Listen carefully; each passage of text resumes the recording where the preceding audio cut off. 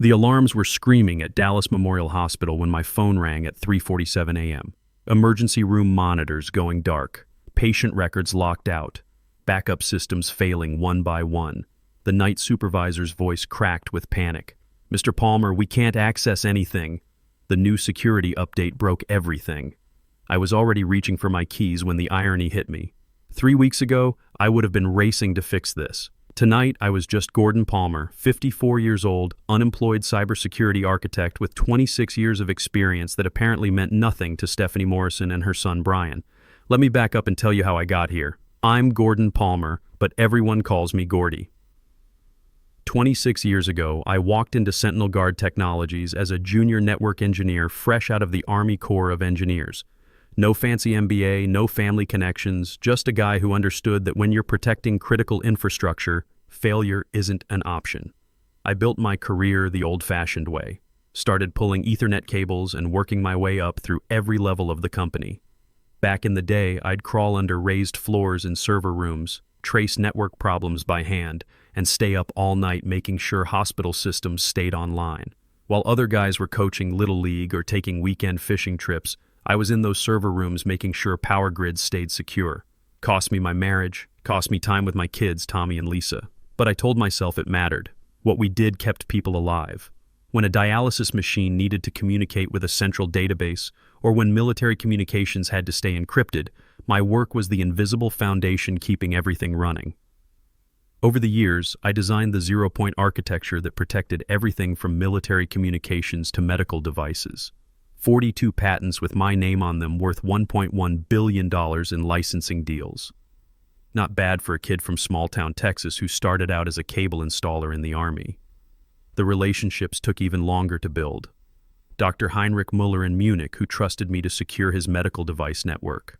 Colonel Janet Foster at North Point Defense Solutions, who'd call my personal cell when classified systems needed updates. Hospital administrators from Dallas to Detroit who knew my voice meant their patients were safe. These weren't just business contacts. They were people who'd been through midnight crisis calls with me, who'd watched me solve problems nobody else could handle. Trust earned over decades, one emergency at a time. When systems failed at 2 a.m., they called Gordon Palmer, not some corporate help desk. Stephanie Morrison became CEO 2 years ago. Harvard MBA, all polish and PowerPoints. She talked a good game about digital transformation and agile methodologies, but I could tell she didn't really understand what we did. To her, cybersecurity was just another line item on the quarterly report. She'd walk through our technical briefings, checking her phone, nodding at the right moments, but never asking the hard questions. Brian showed up 8 months ago, Stephanie's son, 28 years old, fresh from some startup that got bought out before it launched. Kid had never run a real security operation, never been woken up at 3 a.m. because a power grid was under attack, never had to explain to a hospital administrator why their patient monitoring systems were down. But he was family. That apparently counted for more than experience. I tried to mentor him, really tried. Showed him our protocols, explained why we did things certain ways, walked him through the legacy systems that kept America's infrastructure running. But Brian wasn't interested in learning. He was interested in disrupting. Every conversation turned into a lecture about blockchain solutions and AI-driven paradigms. The boy could talk for an hour about revolutionary approaches without understanding why we verified every security update 3 times, or why our authentication protocols required personal verification for critical systems. "Gordy, you're thinking old school," he'd say. "We need to embrace disruptive technologies." Kid had no idea that old school meant understanding that when you're protecting a hospital's patient records, there's no such thing as acceptable downtime.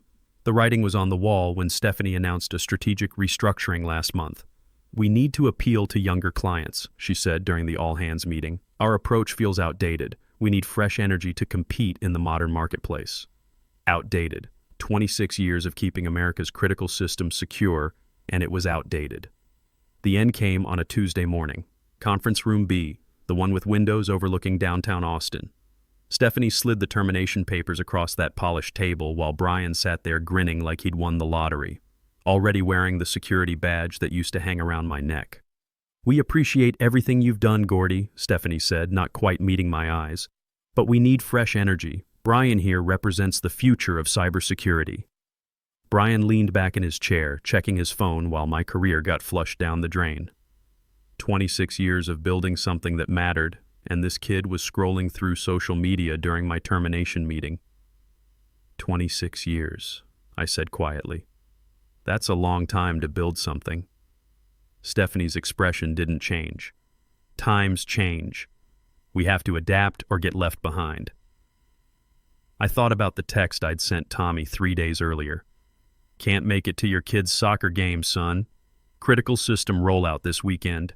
He'd replied, It's okay, Dad. I understand.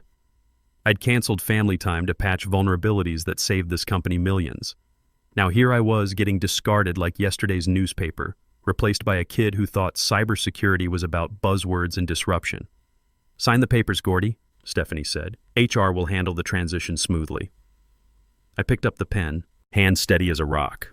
Stephanie probably thought she was watching a defeated man, but she had no idea what she'd just triggered. See, buried deep in those patent licensing agreements was a clause I'd insisted on during the 2019 security crisis. If the original architect gets terminated without cause, all operational rights revert back to me. The board had signed it eagerly back then, desperate to keep me from jumping to a competitor. They never thought they'd actually need to honor it. I signed my name with the same precision I'd used to design their security protocols. No drama, no speeches, just a signature that would cost them everything. Good luck, I told Brian as I stood up. You're going to need it. I walked out of that building carrying nothing but a cardboard box and 26 years of relationships they'd never be able to replace. The security guard at the front desk, Jimmy Rodriguez, had worked there almost as long as me. He just shook his head as I handed over my badge. This ain't right, Mr. Palmer, he said quietly. Everybody knows it. The first crack appeared 48 hours after my termination. I was sitting in my kitchen drinking coffee and scrolling through job postings when my phone buzzed with a text from Sarah Martinez, a project manager I'd worked with for 10 years. Gordy, something weird is happening. Munich just froze the medical device contract. They're asking for you specifically. I set down my coffee and called Dr. Mueller directly. His accent was thick when he answered, voice strained. Gordon, thank God. We received authorization requests from someone named Brian Morrison, but our protocols require your personal verification. The contract is very specific about this. I'm no longer with Sentinel Guard, Heinrich. Long pause. Then we have a problem. Without your authentication, we cannot proceed with the security updates. Our entire network remains vulnerable. Here's what these MBA types never understand. When you're securing critical systems, trust isn't transferable. You can't just hand someone a manual and expect 20 years of relationship building to transfer over. These people knew my voice, had my personal cell number for emergencies, trusted my judgment after years of midnight crisis calls. Within hours, the dominoes started falling. Colonel Foster at North Point Defense Solutions sent an automated response to Sentinel Guard's team. Original architect verification required. Contract suspended, pending authentication. St. Mary's Hospital System in Dallas couldn't validate their security protocols. Texas Power and Light needed my personal sign-off for grid protection updates. One by one, the partners I'd worked with for decades were asking the same question. Where's Gordon Palmer? My phone wouldn't stop ringing. Former colleagues confused and panicked. Gordy, they're saying half our contracts are frozen. Brian doesn't know the verification codes. Stephanie's calling emergency meetings every hour. I have to admit, I felt pretty good, watching it unfold. Not mean-spirited, more like watching the laws of physics work exactly as expected. You can't just remove the keystone from an arch and expect everything to hold together. See, Brian might have had my badge and my office, but he didn't have my relationships. When some kid these people had never heard of tried to authorize critical security updates, they did exactly what I'd trained them to do. They said no. Stephanie tried to fix it the MBA way with meetings and presentations. Brian put together a slick slideshow about next-generation security paradigms and AI-driven zero-trust architectures. Pure buzzword soup that sounded impressive but meant nothing to people who actually had to keep systems running. The partners listened politely, then asked to speak with Gordon Palmer. By day 5, the situation was getting serious. That's when Stephanie made her first real mistake trying to fix her original mistake. She had Brian post on LinkedIn about revolutionizing cybersecurity with blockchain-integrated solutions. The post went viral in our industry, and not in a good way. Comments ranged from professional skepticism to outright mockery. Who is this kid? Sentinel Guard fired Gordon Palmer for this? 26 years of experience replaced by buzzwords. Jerry Patterson, who ran IT procurement for the Texas Hospital Consortium, called me that evening. We'd worked together since 2011, had been through 4 major cyber attacks and countless midnight emergencies. Gordy, what the hell is going on over there? This Brian kid doesn't know a firewall from a screen door. Our board is asking questions. They wanted fresh blood, Jerry. Apparently I was too set in my ways. Jerry snorted. Set in your ways? You mean competent? Listen, when you're ready to start your own shop, give me a call. The hospital consortium would love to work with you directly. That conversation planted a seed. For 26 years, I'd been loyal to Sentinel Guard, even when headhunters called offering double my salary. But loyalty has to go both ways, doesn't it? The real crisis hit on day 7. Brian, desperate to prove himself, authorized a major security update across the Texas hospital network without proper testing. The update had a bug, a rookie mistake that any experienced engineer would have caught in quality assurance. Suddenly, electronic health records were inaccessible at 47 hospitals across Texas and Oklahoma. Patient care wasn't immediately compromised. The systems failed safe like I'd designed them to, but diagnostic equipment went offline, surgery schedules got disrupted, and emergency rooms had to switch to paper records. The story made national news within hours. Cybersecurity firms' botched update cripples hospital network. CNN ran interviews with frustrated doctors and nurses. One ER doctor from Dallas Presbyterian looked straight into the camera and said, "This never happened when Gordon Palmer was running security. Never." The hospital administrators I'd worked with for decades were furious, not just at the outage, but at the incompetence behind it. These were people who trusted me to keep their patients safe, and now they were dealing with the consequences of replacing experience with buzzwords. My phone exploded with calls from reporters wanting comment. I stayed professional, declining interviews, but the industry trade publications got the story anyway. Former colleagues speaking anonymously painted a clear picture. Experienced architect fired for inexperienced family member. Predictable disaster follows. That evening, my son Tommy called. He's 31 now, Army veteran like his old man, works as a project manager for a construction company.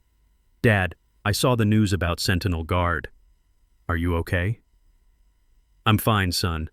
Actually, I'm thinking this might be the best thing that ever happened to me. What do you mean? I mean, maybe it's time I stopped building other people's empires and started building my own. Tommy was quiet for a moment. Dad, you know I've got some savings. If you want to start a company, consider it an investment in someone I believe in. That meant more than any contract, any salary, any recognition I'd ever received. My boy had faith in me, even when my own company didn't. The next morning, I called Jerry back. That offer you mentioned? I'm interested. 2 weeks after the hospital network disaster, I was sitting in a lawyer's office downtown reviewing documents that would change everything. My attorney, Charles Webb, had been going through the patent agreements with the thoroughness of a forensic accountant. Gordy, this is remarkable, he said, looking up from the stack of papers. These 42 patents aren't just valuable, they're foundational to every major contract Sentinel Guard holds. The licensing agreements are ironclad. When they terminated you without cause, they triggered the reversion clause. Meaning what exactly? Meaning you now own free and clear intellectual property worth $1.1 billion.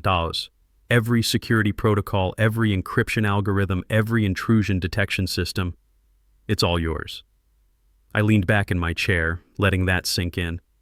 26 years of late nights, missed family dinners, and sacrificed weekends had just become my ticket to independence. What's Sentinel Guard's legal position? Charles shook his head. They don't have one. Their own board signed these agreements in 2019 during that massive cyber attack. They were desperate to keep you from jumping to a competitor, so they agreed to these terms without reading the fine print. That afternoon, I had lunch with Jerry at our usual spot, Murphy's Tavern on South Lamar. The place was packed with tech workers grabbing quick meals, but our corner booth felt private enough for serious conversation. So, it's really happening? Jerry asked after I explained the legal situation. Palmer Security Solutions is officially incorporated as of yesterday. I've got the patents, I've got the relationships, and thanks to my son's investment, I've got startup capital. Jerry grinned and raised his bourbon. To the dumbest CEO decision in Austin tech history. We clinked glasses, but I wasn't feeling celebratory yet. Jerry, I need to ask you something serious. The hospital consortium, would they really work with a one-man operation? Gordy, let me tell you something. After Brian's disaster last week, our board held an emergency meeting. They voted unanimously to terminate the Sentinel Guard contract. We were just waiting for an alternative. What about liability, insurance, all the corporate safeguards? We've been working with you for 13 years. You think we care more about corporate letterhead than actual competence? Besides, half the hospitals in Texas are small operations themselves. They understand that the best expertise doesn't always come from the biggest companies. Over the next month, word spread through the industry like wildfire. Gordon Palmer was back in business, and he owned the technology that half of Austin's tech sector depended on. The first official contract came from Colonel Foster at North Point Defense Solutions. She called personally. Gordy, we need to talk. Our Pentagon contracts require the security protocols you developed. With you gone from Sentinel Guard, we're in violation of federal compliance standards. I'm not gone, Janet. I'm just independent now. Thank God. Can you be in Virginia Beach next week? We need to restructure our entire agreement. The meeting at North Point was like a reunion. Janet introduced me to 3 other defense contractors who'd been struggling with the same compliance issues. By the end of the week, I had $280 million in signed contracts. Word got back to Sentinel Guard fast. Stephanie called my cell phone directly, a number she'd never bothered to save in 26 years of working together. Gordy, we need to discuss this situation. You're poaching our clients. I'm not poaching anything, Stephanie. These are relationships I built over decades. They're choosing to work with me because they trust my expertise. This is corporate theft. I'll sue you into bankruptcy. I kept my voice calm. Go ahead. Your own legal team will explain why that's not going to work. You fired the guy who owned the technology. Actions have consequences. She hung up without another word. The industry trades picked up the story within days. Veteran security architect strikes gold after controversial firing. The article detailed how Sentinel Guard had lost $450 million in contracts in 8 weeks, while my new firm was signing deals with major defense contractors and hospital systems. But the real validation came from an unexpected source. Senator Maria Rodriguez, chair of the Senate Cybersecurity Subcommittee, called personally. Mr. Palmer, I've been following your story with great interest. We're holding hearings on critical infrastructure protection next month. Would you be willing to testify as an expert witness? I'd be honored, Senator.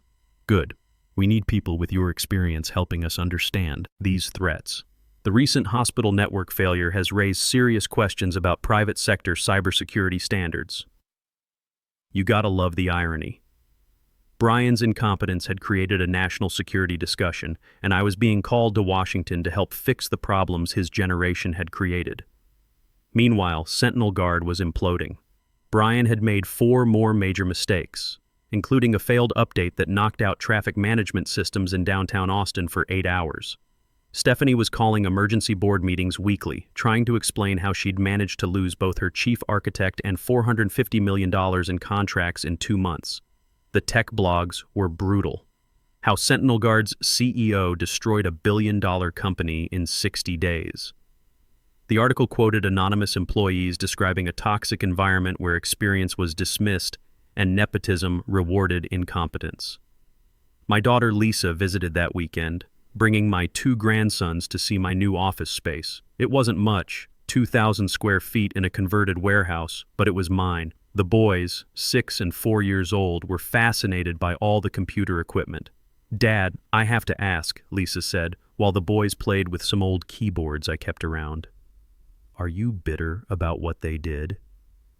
I thought about that for a moment, watching my 6-year-old grandson trying to figure out how a mouse worked. No, sweetheart, I'm grateful. Stephanie and Brian taught me something valuable, that 26 years of loyalty and expertise can't be replaced by family connections and buzzwords. They showed me I was worth more than they ever realized. Lisa smiled. So what's next? Next, we build something that matters, something that protects people without betraying the folks who make it possible. 8 months after walking out of Sentinel Guard with nothing but a cardboard box, I was sitting in a Senate hearing room in Washington, D.C., preparing to testify before the Cybersecurity Subcommittee. The nameplate in front of me read Gordon Palmer, CEO, Palmer Security Solutions. Senator Rodriguez had done her homework. Her opening statement detailed how critical infrastructure failures had increased 300% in the past year, with most incidents traced back to inadequate security protocols and inexperienced management. Mr. Palmer, she said, you've been protecting America's critical systems for 26 years. In your expert opinion, what's causing this dramatic increase in failures? I leaned into the microphone. Senator, it's simple. Companies are prioritizing cost-cutting and nepotism over competence. They're firing experienced professionals and replacing them with cheaper, less qualified alternatives. The recent hospital network failure in Texas is a perfect example. The cameras captured every word. Brian's LinkedIn posts about revolutionizing cybersecurity were projected on screens behind me as I explained in technical detail exactly how his incompetence had endangered patient lives. When you replace 26 years of experience with someone who's never handled a real crisis, I continued, you're not just risking money, you're risking lives. Every dialysis machine, every power grid, every emergency room system depends on people who understand that there's no such thing as acceptable downtime. That testimony made national news. Veteran cybersecurity expert exposes industry crisis. The story went beyond tech circles. It was about American workers being discarded for cheaper alternatives, about experience being devalued in favor of buzzwords and connections. The response was immediate. 3 Fortune 500 companies called that week wanting to audit their cybersecurity leadership. The Department of Homeland Security offered a consulting contract to review federal infrastructure standards. My small warehouse office suddenly felt very cramped. Meanwhile, Sentinel Guard was in freefall. The board finally acted 3 weeks after my Senate testimony, firing Stephanie in a closed-door meeting that leaked to the press within hours. The industry blogs were merciless. Board dumps CEO who destroyed billion-dollar company. Brian disappeared from LinkedIn entirely after his post became a case study in corporate incompetence. Last I heard, he was working at a startup that made apps for dog walkers. But the real satisfaction came from an unexpected source. Stephanie showed up at my office on a Tuesday afternoon, looking tired and desperate. My receptionist, I actually had a receptionist now, buzzed me. Mr. Palmer, there's a Stephanie Morrison here to see you. She says it's urgent. I almost said no.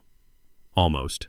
But curiosity got the better of me. She walked into my office like a different person. The corporate confidence was gone, replaced by something that looked almost like humility. Gordy, I made a mistake, a terrible mistake. I gestured to the chair across from my desk. Sit down, Stephanie. I want to offer you a partnership.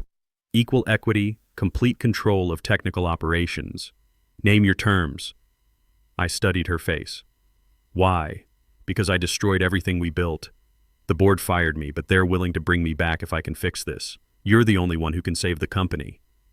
Stephanie, you didn't just fire me. You fired 26 years of relationships, trust, and expertise. You can't buy that back. Gordy, please, I have a family, a mortgage. I'm 48 years old. Who's going to hire me after this disaster? For a moment, I almost felt sorry for her. Almost. Then I remembered that conference room, Brian's smirk. The dismissive way she'd slid those termination papers across the table. You should have thought about that before you decided experience didn't matter. She left without another word. 2 months later, Sentinel Guard filed for bankruptcy. The company that had been worth $2.8 billion when I walked out the door was sold for parts, with most of their remaining contracts transferring to competitors, including several that came to me. Palmer Security Solutions now employs 47 people, including 5 veterans from my old Army unit and 8 engineers who quit Sentinel Guard after my firing. We work reasonable hours, respect each other's expertise, and nobody gets fired for being too experienced. I hired Tommy as our operations manager. Turns out his construction project management skills translate perfectly to coordinating security implementations. Lisa brings the grandsons by the office every Friday afternoon, and I make sure to leave early on weekends. Last weekend I took those boys fishing at Lake Travis, taught them how to bait hooks and be patient. We didn't catch much, but we had time. Something I'd forgotten was valuable. The 6-year-old asked me, "Grandpa, why did your old boss fire you?" Because she forgot that experience matters, buddy. She thought new was automatically better than proven. That's dumb. Yeah, it was. But sometimes when people make dumb decisions, it works out better for everyone else. He nodded seriously, then went back to watching his bobber. Sometimes the best revenge isn't getting mad. It's proving you were worth more than they ever realized. It's building something better, something that honors the people who make it possible. Stephanie made one critical error. She forgot that in technology, as in life, you can't replace the foundation without bringing down the whole structure. 26 years of expertise isn't just a resume line. It's the bedrock everything else stands on. I learned something too. Loyalty has to be earned, not just given. And sometimes getting fired is the best thing that can happen to you. The grandsons are already asking when we can go fishing again.